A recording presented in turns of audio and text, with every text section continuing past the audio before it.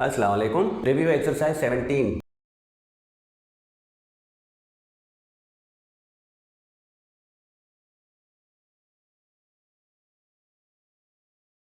तो क्वेश्चन है choose the correct options, मतलब के एमसीक्यूज। अब यहाँ पर पार्ट 1 क्या है, पहला एमसीक्यूज क्या है, which one is subset of N. तो सबसेट आपको अच्छी तरह आते होंगे, अब सारा चैप्टर हो चुका है। तो यहाँ पर हमें एन का सबसेट चाहिए। तो एन क्या है, नेचुरल नंबर। तो नेचुरल नंबर की अगर आप सेट की बात करें तो नेचुरल नंबर काउंटिंग नंबर होते हैं ये वाले, और ये होते हैं इनफाइनाइट। तो ये एन से डिनोट होता है, इसको हम नेचुरल नंबर कहते हैं। अब इसका हमें सबसेट चाहिए, तो 4 ऑप्शन हैं, तो चारों में से कोई एक जो है इसका सबसेट होना चाहिए। लेकिन यहाँ पर एक कन्फ्यूजन ये है कि जब भी हम ई और पी की बात करें, ई जो है इवन नंबर है और पी जो है प्राइम नंबर है। यहाँ पर क्यों नहीं होता, क्यों रेशनल नंबर होते हैं, तो क्यों में बहुत सारे नंबर आते हैं जो कि एन खुद उसका सबसेट है। और जी की बात करें तो जी जेड का भी ये खुद सबसेट है। तो अब यहाँ पर ई एंड पी की बात करें तो ई इवन नंबर जब भी सेट बनता है हम सेट इस तरह बनाते हैं 2 4 6 8 10, और ये भी इनफाइनाइट है। और प्राइम नंबर की बात करें तो प्राइम नंबर हम ये लेते हैं वो नंबर जिसके सिर्फ 2 फैक्टर हों, एक 1 होता है, दूसरा वो खुद अपना फैक्टर होता है, उसको हम प्राइम नंबर कहते हैं। अब प्राइम नंबर ये वाले हैं, तो देखें काउंटिंग नंबर से ही बनते हैं ये दोनों।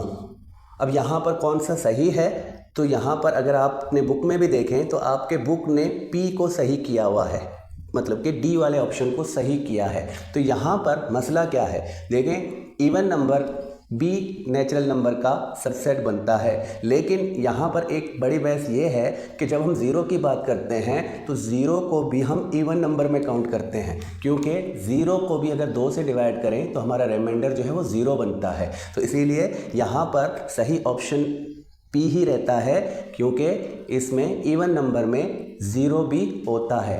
अमूमन तो हम जब इवन नंबर का सेट लिखते हैं तो उसमें ज़ीरो नहीं रखते, लेकिन ज़ीरो भी एक इवन नंबर है, ये याद रखेंगे। तो यहाँ पर जो सही ऑप्शन है वो क्या है, वो पी है, डी वाला।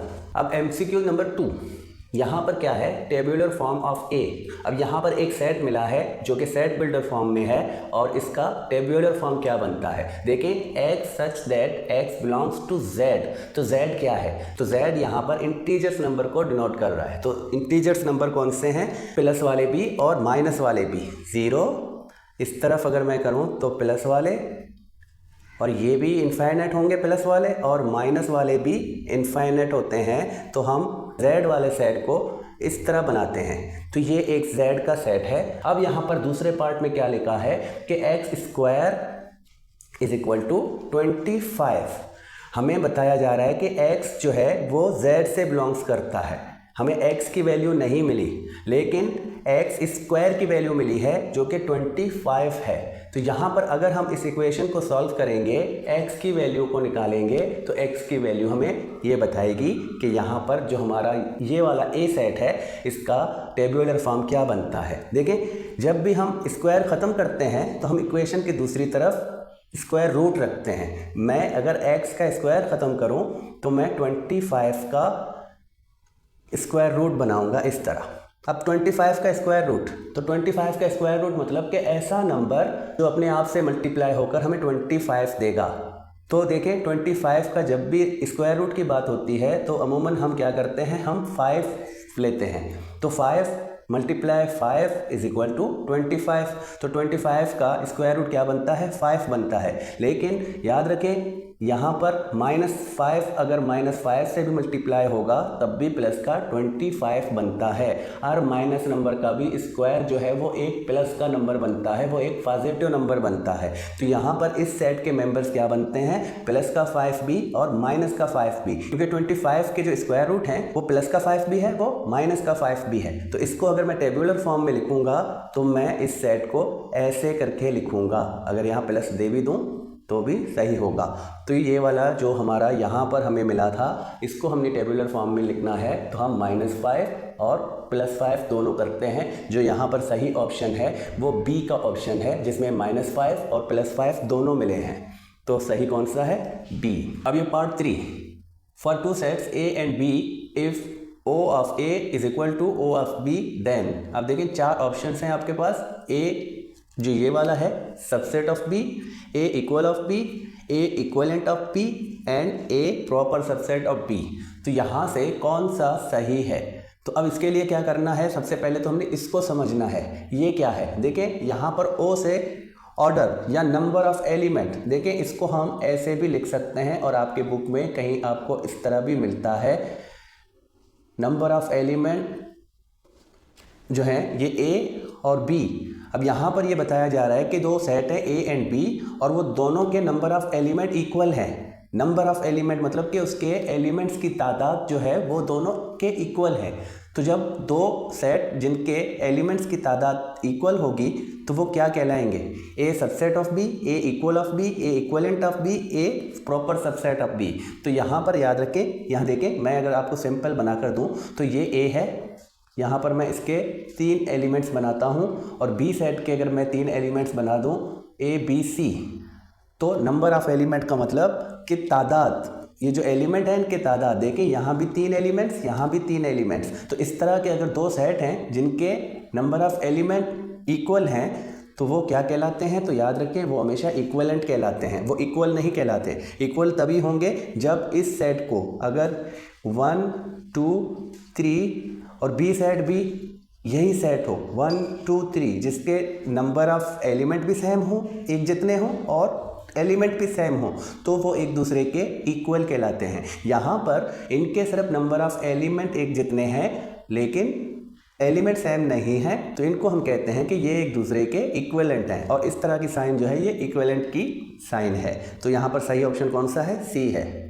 यहाँ पर भी एक सेट मिला है जो कि सेट बिल्डर फॉर्म में है और यहाँ पर ये सेट क्या कहलाता है? देखिए यहाँ पर सेट बिल्डर में कैसे लिखा है, तो मैं इसको यहाँ पर ऐसे लिखूँगा x such that x belongs to n। तो n मतलब नेचुरल नंबर एंड अब यहाँ पर दूसरे पार्ट में हमें x की वैल्यू बताई जा रही है जो कि ये है x लेस देन 1।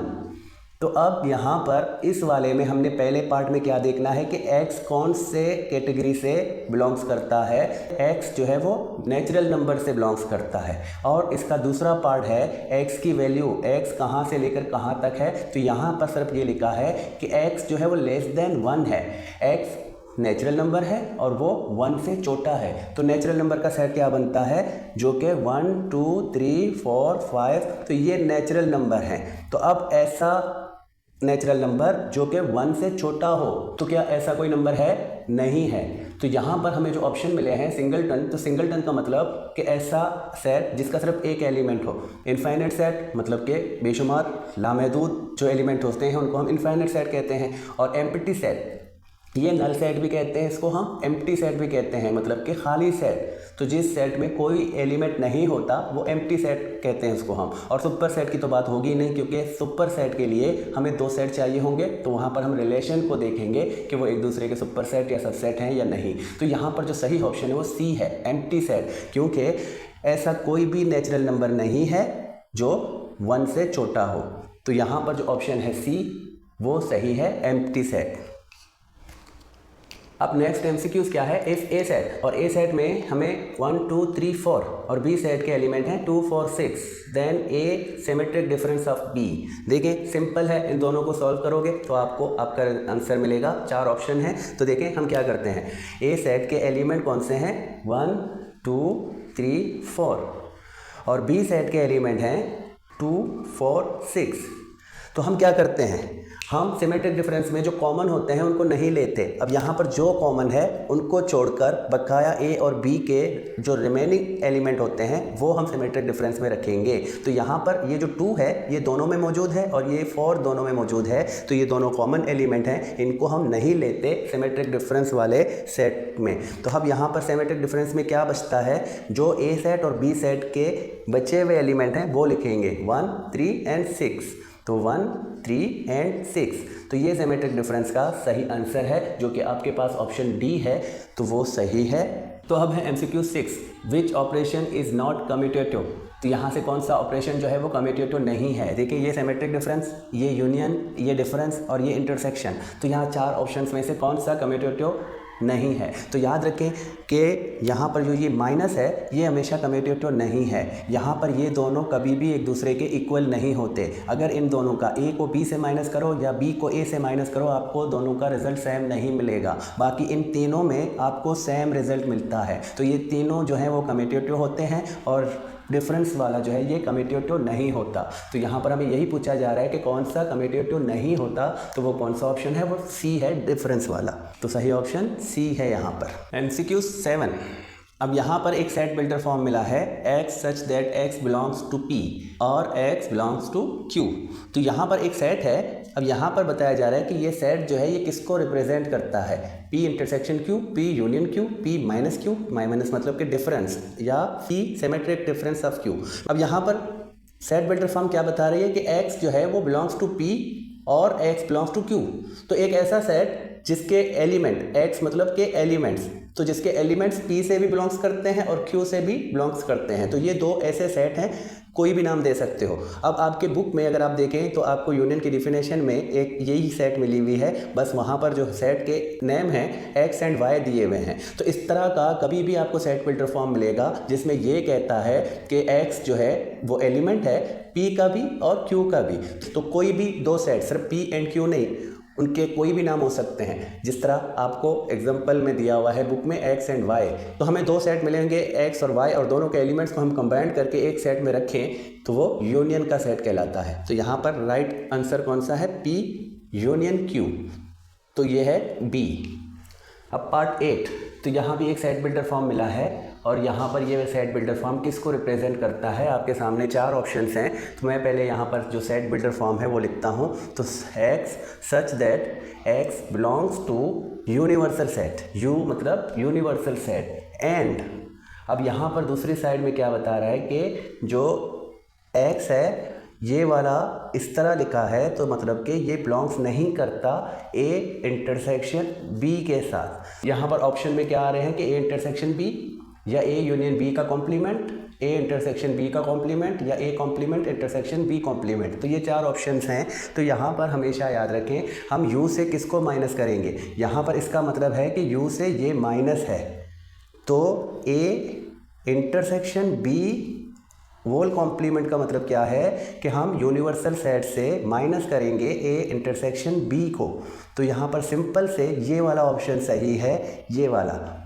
तो इसका मतलब कि हम यूनिवर्सल सेट से इसको माइनस करेंगे तो यूनिवर्सल से बकाया जो एलिमेंट बचेंगे वो इस वाले सेट के रुकन होंगे या एलिमेंट होंगे। तो यहाँ पर सही ऑप्शन कौन सा है, सी। Number 9. For any two non-empty sets A and B, if A union B is equal to universal set and A intersection B is equal to null set, then A and B are, अब चार options हमारे पास हैं, cells, overlapping sets, equal sets या none. देखिए मैं दो set लेता हूँ। सबसे पहले तो मैं यूनिवर्सल सेट लूँ। तो यूनिवर्सल सेट अगर मैं ऐसे ये वाला करूँ और मैं A सेट को बनाऊँ 2, 4 और B सेट को 1 and 3 कर दूँ, तो देखो इन दोनों का अगर मैं इंटरसेक्शन करूँ तो मुझे इनका इंटरसेक्शन क्या मिलेगा, नल सेट मिलेगा। क्यों, क्योंकि ये दोनों डिसजॉइंट सेट हैं। इन दोनों के पास ऐसा कोई भी कॉमन एलिमेंट नहीं है जो यहाँ इंटरसेक्शन में हम रख सकें। और मैं अगर इन दोनों का यूनियन करूँ तो यूनियन करने से हमें क्या मिलेगा, 1, 2, 3, 4। तो यूनियन करने से ये यूनिवर्सल सेट के इक्वल होते हैं। तो ऐसे दो सबसेट जिनका यूनियन करने से यूनिवर्सल सेट के इक्वल हो और इंटरसेक्शन करने से डिसजॉइंट सेट हो। नल सेट मतलब कि वो दोनों एक दूसरे के डिसजॉइंट सेट हैं, और जो दो सेट यूनियन करने से यूनिवर्सल के इक्वल होंगे वो एग्जॉस्टिव कहलाते हैं। तो सेल्स क्या है, ऐसे दो सेट तो आपस में डिसजॉइंट हो और एग्जॉस्टिव भी हो तो वो सेल्स कहलाते हैं। तो यहाँ पर सही ऑप्शन क्या है, सेल्स है, जो कि ए है। अब नंबर 10। तो यहाँ पर देखें ए कॉम्प्लीमेंट और कॉम्प्लीमेंट एक और कॉम्प्लीमेंट, तो इस तरह लिखा है। तो ये किसके इक्वल है और आपके पास चार ऑप्शंस हैं। तो याद रखें कभी भी इस तरह का होगा, याद रखें कि जब दो कॉम्प्लीमेंट होंगे, इस तरह के दो कॉम्प्लीमेंट होंगे तो वो हमेशा उस सेट के ही इक्वल होगा जिस सेट पर कॉम्प्लीमेंट रखा होगा। ये दो कॉम्प्लीमेंट एक दूसरे से कैंसिल आउट होंगे। तो जब भी इस तरह नंबर ऑफ कॉम्प्लीमेंट आप देखेंगे कि अगर उनकी जो number of complement even number में आएंगे तो वो दोबारा उसी सेट के इक्वल होगा। जिस तरह ये दोनों इवन नंबर, दोनों का अगर मैं प्लस करूं तो 2 बनता है, तो 2 एक इवन नंबर है। इन दोनों को मैं प्लस करता हूं तो ये 3 बनते हैं, तो 3 एक ऑड नंबर है। तो इनको प्लस करने से अगर ऑड नंबर बनता है तो उस सेट का कॉम्प्लीमेंट दोबारा आंसर में आएगा, वो इक्वल होगा अपने कॉम्प्लीमेंट के। और अगर वो इवन नंबर होंगे, जिस तरह यहाँ पर 2 हैं, तो ये इक्वल होगा उसी सेट के जिस पर कॉम्प्लीमेंट है। तो याद रखें, अगर इस तरह का मैं एक और लगा दूँ, ये मैं 4 कर दूँ, इस पर ऐसे मैं 4 बना दूं, तो अब देखें इस ए पर 4 कॉम्प्लीमेंट रखे हैं तो ये भी इक्वल होगा ए के। तो याद रखें, इस तरह कभी भी आपके सामने आएंगे, आप कॉम्प्लीमेंट के नंबर्स देखें वो कितने होंगे, उनको प्लस करने से अगर वो इवन नंबर बनते हैं तो वो जस्ट उस सेट के इक्वल होगा। अगर उनकी जो प्लस ऑड नंबर में आएगा तो वो उसी सेट के कॉम्प्लीमेंट के इक्वल होगा। तो यहाँ पर जो ये हमें नंबर 10 मिला है, इस पर 3 कॉम्प्लीमेंट है तो ये इक्वल होता है ए कॉम्प्लीमेंट के, जिस पे यहाँ पर आपको सेकंड जो बी नंबर में ए कॉम्प्लीमेंट मिला है वो सही है। अब MCQ number 11, if A superset of B then A union B is equal to dash. अब यहाँ पर अगर ए सुपर सेट है बी का तो ए यूनियन बी किसके इक्वल होगा? सिर्फ ए सेट के, या सिर्फ बी सेट के, या नल सेट होगा, या यूनिवर्सल सेट बनेगा। अब यहाँ पर 2 सेट हैं ए एंड बी, और ए सुपर सेट है इस तरह का अगर है तो मतलब ए सुपर सेट है बी के। अगर मैं इस तरह कर दूँ इसको तो बी एक सबसेट है ए के, इसको प्रॉपर सबसेट कहते हैं। अगर मैं यहाँ पर ऐसे रखूँ तो ये एक सबसेट बनेगा, और अगर जस्ट इस तरह रखा है तो ये प्रॉपर सबसेट की निशानी है। तो अब यहाँ पर हमें बी को सबसेट बताया जा रहा है और ए को सुपर सेट। तो ए सुपर सेट का मतलब एक ऐसा सेट जिसके एलिमेंट से छोटा सेट बनाऊँ तो वो इसका सबसेट बनता है। देखिए मैं बी को जस्ट यहाँ पर 2 और 3 इसी के एलिमेंट से एक सेट बना है जो इससे छोटा सेट है, तो ये बी एक सबसेट है ए का और ए सुपर सेट है बी का। अब अगर मैं इन दोनों का यूनियन करूं तो कौन सा सेट आएगा? यूनियन करने से क्या होता है, हम दोनों के एलिमेंट्स को कंबाइन करके यहाँ रखते हैं और एक सीक्वेंस में रखेंगे। और यहाँ पर अगर मैं इन दोनों को कंबाइन करूँ तो इसके जो एलिमेंट्स हैं वो इसमें भी मौजूद हैं, तो जो कॉमन एलिमेंट होगा उसको हम 1 टाइम लेते हैं। तो यहाँ पर पहले 1 सीक्वेंस के हिसाब से, फिर 2 दोनों में मौजूद है तो 1 टाइम, और 3 दोनों में मौजूद है तो 1 टाइम। इस तरह ये सेट जो ए यूनियन बी का बना है, तो आप देखें यहाँ पर जो सुपर सेट है उसी के इक्वल ए यूनियन बी बना है। तो कभी भी एक सुपर सेट होगा, उसको अगर उसके सबसेट से आप यूनियन करोगे तो आंसर में हमेशा वो सुपर सेट ही आपको मिलेगा। तो यहाँ पर सुपर सेट क्या है? ए। तो आपके ऑप्शंस में कौन सा सही है? ए, जो कि यहाँ भी ऑप्शन ए है। अब MCQ number 12, in Venn diagram dash is use to represent universal set. तो यूनिवर्सल सेट को वेन डायग्राम में हम किससे रिप्रेजेंट करते हैं? तो अगर आपको एक्सरसाइज याद हो तो हम इस तरह का एक रेक्टेंगल बनाते थे और जो सेट होते थे उनको हम इस तरह सर्कल की सूरत में उसके अंदर रखते थे। तो ये ए सेट, ये बी सेट, और ये जो रेक्टेंगल होता था उसको हम यूनिवर्सल सेट बनाते थे। तो यूनिवर्सल सेट को कौन रिप्रेजेंट करता है वेन डायग्राम में? रेक्टेंगल रिप्रेजेंट करता है, याद रखें। तो ये वाला जो इस तरह का शेप बनेगा तो ये रेक्टेंगल होगा। तो यहाँ पर सही ऑप्शन जो है वो है ए, जिसमें रेक्टेंगल लिखा है। अब MCQ नंबर 13, इफ़ x, 6 एक ऑर्डर पेयर है और इक्वल के बाद दूसरी ऑर्डर पेयर जो है 2, y - 6 then x + y is equal to dash. तो यहाँ पर ये जो 2 ऑर्डर पेयर मिले हैं और ये दोनों एक दूसरे के इक्वल हैं, तो ये भी आपने एक्सरसाइज में इनको सॉल्व करना सीखा है। तो हम क्या करते हैं, हमेशा फर्स्ट कंपोनेंट के इक्वल होगा। अगर 2 ऑर्डर पेयर इस तरह इक्वल होते हैं तो हम क्या करते हैं, फर्स्ट कंपोनेंट को फर्स्ट कंपोनेंट के इक्वल करते हैं। तो ये x जो होगा इक्वल 2 के, और यहाँ पर 6 को हम इसके इक्वल बनाएं तो y - 6 इज इक्वल टू 6। और मैं इसको अगर y की वैल्यू फाइंड करूं तो ये माइनस का 6 यहाँ शिफ्ट होगा, ये 6 पहले रखा है, माइनस का 6 यहाँ लेकर आएंगे तो साइन चेंज होगा, प्लस का 6 बनेगा, और इन दोनों का जो प्लस बनेगा वो 12 बनेगा। तो y की वैल्यू क्या बनी? 12, और x की वैल्यू क्या बनी? 2। लेकिन यहाँ पर हमें क्या पूछा जा रहा है कि x + y is equal to dash. तो अब हमें क्या करना है, x और y को प्लस करके देखना है कि ये किसके इक्वल हैं। तो 2 + 12 इज इक्वल टू 14। तो यहाँ पर जो राइट आंसर है ऑप्शन डी, जिसमें 14 लिखा है, तो सही कौन सा है? D. MCQ number 14, if order of A cross B is equal to 100 and order of B is equal to 5 then order of A is equal to dash. अब यहाँ पर भी अगर हमने एक्सरसाइज को सही से सीखा है तो ये सारी चीज़ें सॉल्व करने की हैं, और अगर हमें ये चीज़ें सॉल्व करना आते हैं तो हम MCQs को भी आराम से फाइंड कर सकते हैं कि कौन सा ऑप्शन सही है। अब यहाँ देखें, हमारे पास एक फार्मूला था जो हम नंबर ऑफ़ एलिमेंट यूज़ करने के लिए करते हैं, वो ये है। देखें O या N दोनों सेम चीज़ को यहाँ पर रिप्रेजेंट करते हैं, नंबर ऑफ़ एलिमेंट को। तो अगर इस तरह है तो हम क्या करते हैं, number of A multiply number of B। तो ये फार्मूला है जिसको हमने पिछले एक्सरसाइजों में यूज़ किया है। हमें A सेट के नंबर ऑफ़ एलिमेंट और B सेट के नंबर ऑफ़ एलिमेंट्स मिलते थे, तो हम उन दोनों को मल्टीप्लाई करते थे, तो हमें A क्रॉस B का मतलब कार्टेशियन प्रोडक्ट के जितने एलिमेंट्स होंगे वो हमें मिलते थे। अब यहाँ पर हमें कार्टेशियन प्रोडक्ट के एलिमेंट मिले हैं, B सेट के एलिमेंट 5 हैं।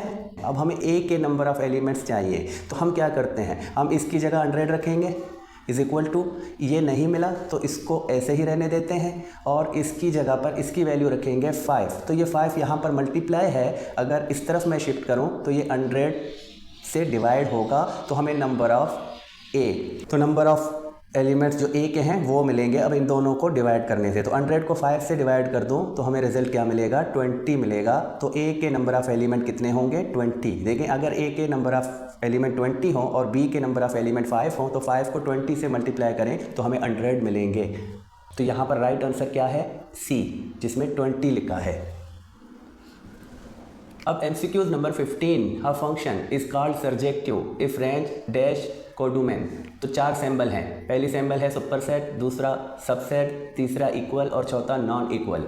तो पहले तो हमने ये समझना है कि सर्जेक्टिव क्या है। अ फंक्शन इज कॉल्ड सर्जेक्टिव। तो फंक्शन आपको समझ आ गए हैं, कुछ खास रिलेशंस होते हैं उनको हम फंक्शंस कहते हैं, और फंक्शंस के अलग अलग टाइप्स हैं। तो हमने पिछले क्वेश्चन में टाइप्स क्या सीखे थे, into function, onto function और 1-to-1 फंक्शंस। तो अब यहाँ पर सर्जेक्टिव लिखा है, तो अगर आप अपनी बुक में देखें, ऑन टू वाला जो फंक्शन है उसको दूसरा नाम दिया हुआ है सर्जेक्टिव।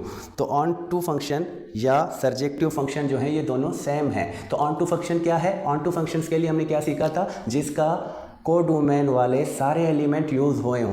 अब यहाँ देखें, इसके कोडोमेन में 2 एलिमेंट हैं और दोनों यूज़ हो चुके हैं। यहाँ पर कुछ भी लेफ़्ट नहीं है, अगर कुछ लेफ़्ट होता तो वो इनटू फंक्शन कहलाता। अब यहाँ पर ये सारे एलिमेंट यूज़ हो चुके हैं, तो ये एक ऑन टू फंक्शन है, समझो कि सर्जेक्टिव फंक्शन है। अब हमने क्या करना है कि ये जो सर्जेक्टिव है इसमें रेंज कोडोमेन के इक्वल होता है, या इसका सुपरसेट होता है, या सबसेट होता है। तो अब रेंज, कोडोमेन और डोमेन को आपने समझना है, जो कि हमने पिछले क्वेश्चन में से भी समझे हैं। तो ये वाला जो सेट है इसको हमेशा हम डोमेन कहते हैं, इसके जो एलिमेंट या ये वाला सेट है इसको हम डोमेन कहते हैं, और ये वाला जो सेट है इसको हम कोडोमेन कहते हैं। और डोमेन सेट क्या है, 1, 2, 3, और कोडोमेन सेट। अब हमने रेंज देखने हैं, तो यहाँ से मैं रेंज लूँगा तो रेंज कौन से होंगे, देखें रेंज कौन सा होगा, सेकंड एलिमेंट। यहाँ इस फंक्शन में ऑर्डर पेयर के जो सेकंड कंपोनेंट हैं वो रेंज होते हैं। यहाँ पर 4 है, यहाँ पर 6 है, यहाँ पर 6 है, तो हम 4 लिखेंगे, और 6 अगर 2 टाइम है तो हम 1 टाइम लिखेंगे, तो हमें यहाँ पर रेंज क्या मिलेगा। और अगर आप कोडोमेन को देखें तो कोडोमेन के भी यही एलिमेंट है। तो याद रखें, सर्जेक्टिव में हमेशा रेंज जो है कोडोमेन के इक्वल होता है। तो अब सर्जेक्टिव फंक्शन जो है उसको ऑन टू फंक्शन भी कहते हैं, और ऑन टू फंक्शन में हमेशा रेंज जो है वो कोडोमेन के इक्वल होता है। तो यहाँ पर जो ऑप्शन सी है इक्वल वाला वो सही है। अब MCQ नंबर 16, सेम टाइप का क्वेश्चन है जो 15 था। अ function is called into if range dash codomain. तो अब यहाँ पर इनटू फंक्शन में रेंज कोडोमेन के क्या होता है, सुपरसेट, सबसेट या इक्वल। तो यहाँ पर मैं आपको समझा दूँ, बाकी चीज़ें मैंने कर दी हैं। देखिए, ये एक फंक्शन है, फंक्शन को हमने मैपिंग डायग्राम में एरो देकर देखा है। तो अगर कोडोमेन में मैं देखूं तो यहाँ पर ये एलिमेंट यूज़ नहीं हुआ है। इनटू फंक्शन में क्या होता है कि कोडोमेन का कोई भी एलिमेंट अगर यूज़ ना हो तो वो इनटू फंक्शन कहलाता है। अब इनटू फंक्शन का अगर आप कोडोमेन वाला सेट देखें तो आपका कोडोमेन वाला सेट ये है, और अगर हम रेंज को लें तो रेंज हमारे पास क्या है, 3, 5, 4।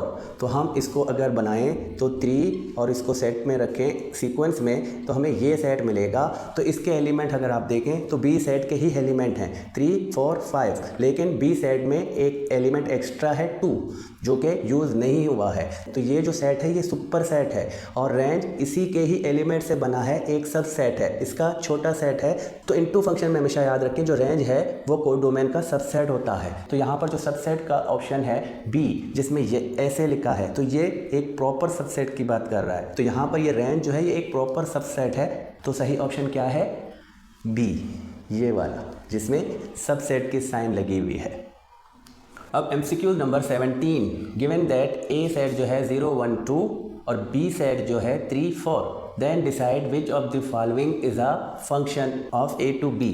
अब यहाँ पर हमें फॉलोइंग में क्या मिले हैं? ए, बी और सी वाले ऑप्शन मैंने यहाँ लिखे हैं, जबकि डी जो ऑप्शन है वो नन ऑफ दीज है। तो अगर ये तीनों नहीं होते तो फिर डी ऑप्शन सही होगा। लेकिन हमने क्या करना है, हमने यहाँ पर इन तीनों ऑप्शंस को देखना है कि यहाँ से कौन सा ऑप्शन जो है वो फंक्शन है। अब फंक्शन की डिफिनेशन या फंक्शन आप समझ चुके हो कि क्या है। फंक्शन में डोमेन सेट, ये पहला वाला सेट जो है ये डोमेन सेट है। तो फंक्शन में डोमेन सेट के हर एलिमेंट का एक आउटपुट हो, तो ये जो है ये इनपुट है और ये आउटपुट वाला सेट है। तो हर एलिमेंट डोमेन सेट के या इनपुट सेट के हर एलिमेंट का एक आउटपुट ज़रूर हो और डोमेन सेट के सारे एलिमेंट जो हैं वो यूज़ हो चुके हों, सबका कोई ना कोई आउटपुट ज़रूर हो। लेकिन यहाँ पर आप देखें ये जो 2 है इसका कोई आउटपुट नहीं है, ये इस फंक्शन में यूज़ नहीं हुआ है। तो डोमेन के सारे एलिमेंट यूज़ होने चाहिए, ये फंक्शन की पहली शर्त है। और दूसरी शर्त ये है कि हर एलिमेंट का सिर्फ एक आउटपुट हो, हर इनपुट का सिर्फ एक आउटपुट हो। 2 आउटपुट अगर होंगे एक इनपुट के